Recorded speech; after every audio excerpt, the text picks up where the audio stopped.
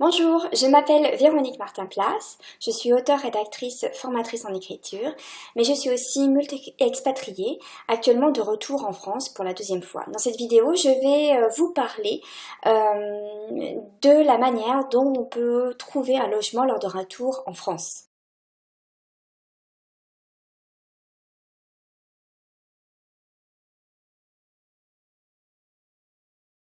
Première chose à savoir lorsque l'on rentre d'expatriation et que l'on cherche un logement, c'est qu'il est important, il est préférable d'avoir un emploi en CDI, donc en contrat à durée indéterminée, pour trouver un logement. Ce sera plus facile.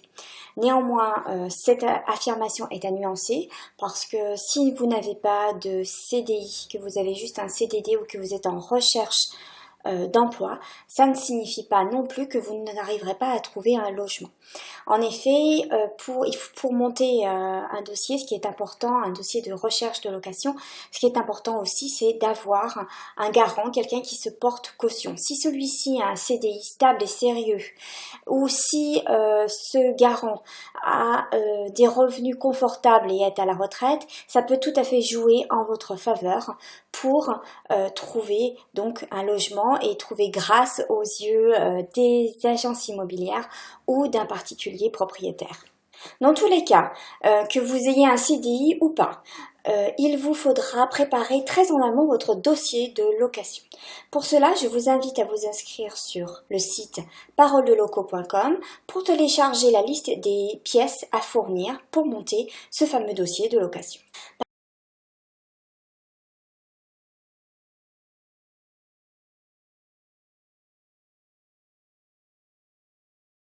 Maintenant, quels sont les différents acteurs du marché locatif et aussi quelles sont les différentes solutions donc, pour trouver rapidement et facilement un logement lors d'un retour d'expatriation. La première option, c'est d'avoir recours à une voire plusieurs agences immobilières. Les agences immobilières vous proposeront de visiter des logements en location en fonction bien sûr de vos critères, mais elles pourront aussi vous aider dans vos démarches, notamment organiser les visites, les contrats de location, l'état des lieux, etc. Bien sûr, tout cela, ça a un coût et il faudra donc le prévoir dans votre budget puisque en général, il faut verser à l'agence immobilière un mois du loyer pour la payer. Certaines agences immobilières aussi seront plus flexibles que d'autres par rapport à votre situation, c'est-à-dire si vous avez un CDI ou pas. Donc c'est pas mal aussi en amont de faire vos recherches et de vous renseigner auprès des agences immobilières qui sont sur le marché. Enfin, pensez aux agences de relocation qui seront peut-être plus flexibles par rapport à votre problématique d'expatrié de retour. Ces agences sont des spécialistes de la mobilité internationale. Elles sont donc très au fait de la problématique et des difficultés liées à un retour en France après un long séjour à l'étranger. Enfin, une information à retenir. Sachez ce que si vous revenez en tant que salarié, donc dans le cas d'un emploi salarié pour une entreprise privée, le coût de l'agence de relocation sera pris en charge. Autrement dit, les coûts engendrés par la recherche du logement auprès d'agences immobilières ou de particuliers ne vous coûtera rien. Une autre solution, c'est de s'adresser directement à des particuliers pour louer un logement. Alors la difficulté, bien sûr, ça va être de tomber sur la perle rare et sur quelqu'un de plutôt sympathique et ouvert. Donc tout dépend bien sûr du propriétaire sur lequel vous allez tomber. Si vous envisagez cette piste, moi je vous encourage vraiment à solliciter votre réseau dans tous les sens du terme. Les réseaux sociaux, mais aussi votre réseau en présentiel. L'avantage de cette solution, c'est que vous n'aurez pas d'intermédiaire et donc vous économiserez donc les frais d'agence immobilière.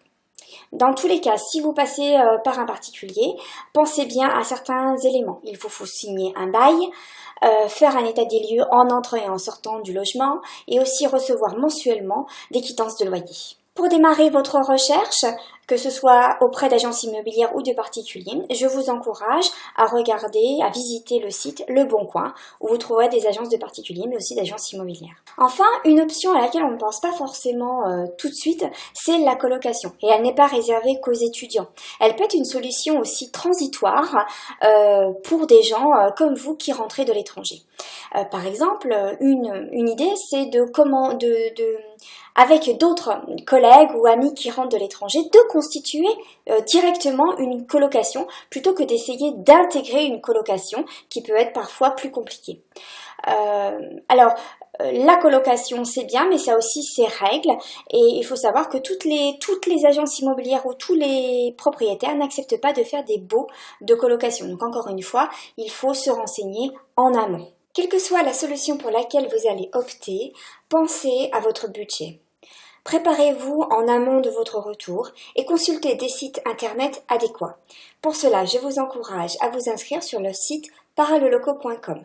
Vous y trouverez des trucs et astuces pour préparer votre retour en amont, mais aussi des locaux qui vous donneront leurs avis sur les quartiers, les écoles et les établissements du coin. Je vous remercie et je vous souhaite une très bonne recherche.